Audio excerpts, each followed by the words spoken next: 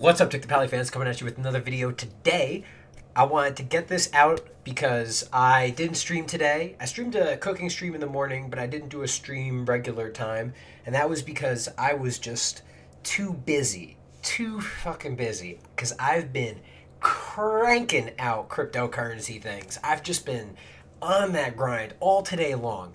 And I want to talk to you guys a little bit about it. I'm going to make another video about my whole setup, what I'm using, everything about it. But for now, I just want to give you guys the basics as I understand it, so you know my argument, where I'm coming from, and all this other stuff. And please, if I'm wrong, because I know I'm wrong on a lot of stuff, and I know that opinions are different, please comment, and let's fucking get a discussion going. So, basically, cryptocurrency is a network of computers performing this calculation, which is in the end going to create a set amount of currency.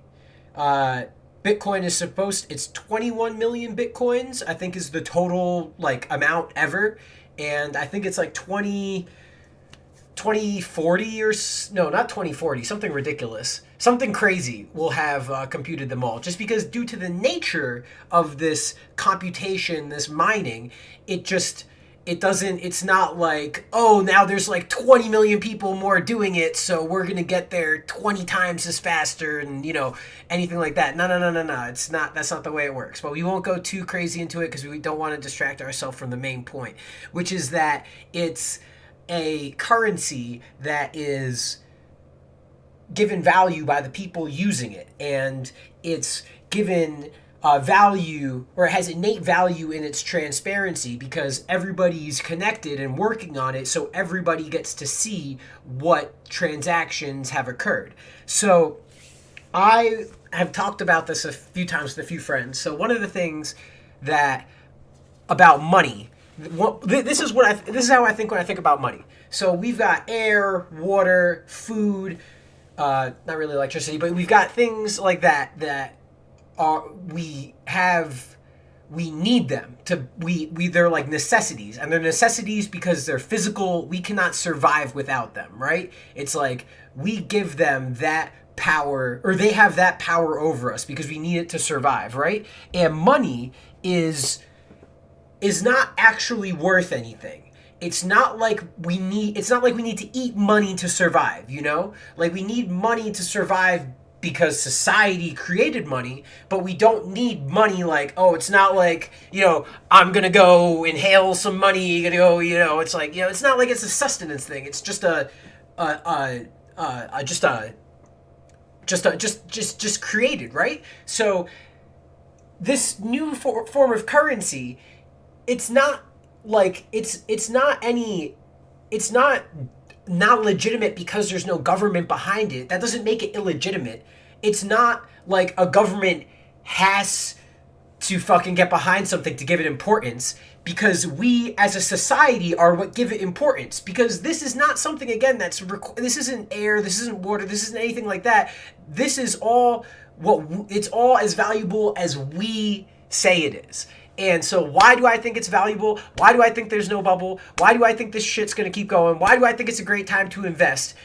Because this is a government-free currency. This is a currency that won't be affected by politics. This is a currency that won't be affected by, crazy outside political lobbyist investors. This is currency that can be used, for whatever you want without having to worry about the government fucking getting in your business. And obviously the government doesn't like that. Obviously they're going to try and shut it down. They're going to try and slow it down. But the problem is that this is not something that is so easily stoppable. The nature of Bitcoin, the transparency inherently built into it, means that there's no corruption in it. There is ways, you could use there are ways.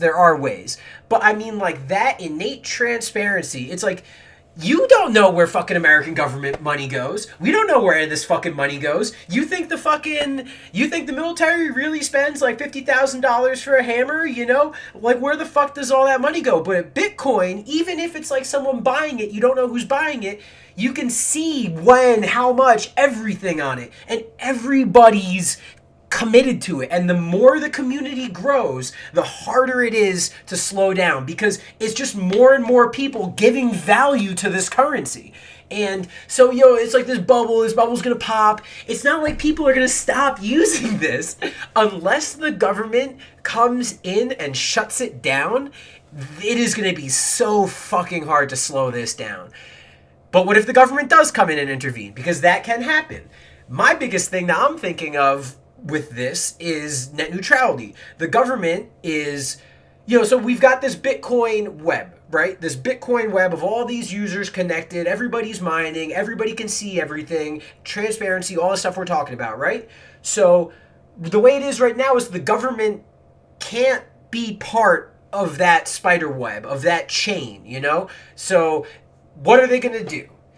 They can't get in on it, right? So you can't, using this terrible spiderweb analogy, you've got this spiderweb of connected computers, right? So they can't get in on this, right? So what are they going to do? They're going to buy the tree that the spiders build the web in, and then cut the branches and control the branches and shit like this. That's what to me net neutrality is an attempt to do. Net neutrality is an attempt to kill cryptocurrency in a way, because now they can throttle people that are mining. And, that's the biggest thing for me right now, is that if the government steps in and the government really fucks around with net neutrality, there could be a bubble-ish type thing. But I think that once we figure that out, the solution to that, game over. Dunzo. It's only going to keep going up. It's only going to keep going up, because once we figure out how to deal with government, it's just going to get right back on track, just like it is right now. And it's just going to keep catching fire. Think about what's happening in Europe right now and Greece and all these economic turmoils, right? Would you rather buy stuff with your shitty country's currency, or would you rather buy stuff that's worth money no matter where you are, no matter what country you're in? It's not backed by a government. It's not controlled by this stupid, shitty politics and all this bullshit. Because people in Greece, people in Great Britain, it's like, fuck investing in the British pound. Fuck that. Take your money, start investing in fucking Bitcoin, and start fucking investing in Ethereum and Litecoin. That way, when the fucking market does go to shit and Europe does go to shit, you're not fucked, because you've got this money in this nice little fucking thing we got going. And so that's one thing. Another thing, all right, so bubble, we talked about the bubble popping. Let me talk about the other bubble, right? So we've got this other bubble of all of these Arabic, Muslim, Dubai fucking oil countries, right? That are right now figuring out if Bitcoin and cryptocurrency follows the 5 pillars of Islam or whatever, right? And if it follows the 5 pillars of Islam and it's kosher, halal, Gucci, whatever the fuck, right? Then they can start investing in it. And once those oil guys start investing in it, ooh, god damn it. That's why I'm trying to get in now, baby, because that's a little low-key thing that no one wants to talk about. A little hush-hush, let me get you in on that. So, yeah, I've got concerns, but there's a lot of stuff behind it. A lot of stuff. And learn. Learn about it. Hopefully you are going to correct me on stuff I said so we can all get more educated. Because if I'm wrong, that only means it's a chance for you to prove me right, and then we all get fucking benefits. Because if you prove me right on this, it just means we all make more money, baby. I already bought 1 Bitcoin, 1 Ethereum, or sorry, not 1 Bitcoin. Whoa! I bought 1 Ethereum and 1 Litecoin today, and possibly actually might have a Bitcoin by the end of the month. Deuces.